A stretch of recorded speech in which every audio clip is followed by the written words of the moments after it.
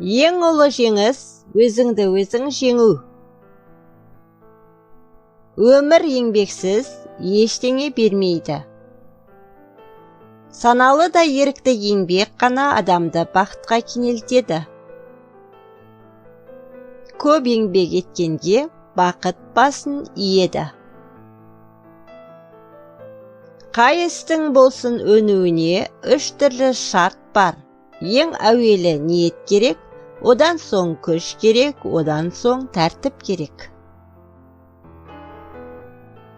Егер ісім өнсін десең, ретін тап.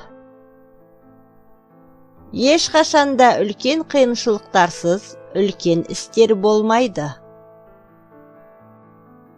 Пікір күшті болса, іс те күшті болмақ. Әрбір істегі ең маңызды нәрсе, жұмыс істегіңіз келмеген сәтті күштеп жеңу. Сіздің істеріңіздің нәтижелерін басқалар бағалайды. Тек қана өз жүрегіңіздің таза да әділ болуына тырысыңыз. Рахаттың ең зоры, басқалардың сіз істей алмайды дегенін істей алуыңыз. Күте білгендерге бәрі де өз уақытында келеді. Бақыт әрдайым батыл адам жағында.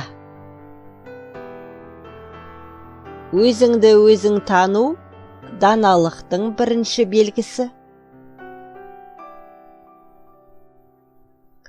Асықпай ойланып алып, бірақ батыл әрекет жасаңыздар. Кең пейілділікпен иіліп, бірақ табанды қарсылық көрсетіңіздер. Шын дананы тануға болатын нағыз белгі шыдамдылық. Кім болам десе, сол болу, ұлы адамның ісі. Қолынан келгені болу, әр адамның ісі. Ойдың реттілігіне әдеттену, сен үшін бақытқа жеткізетін бірден бір жол.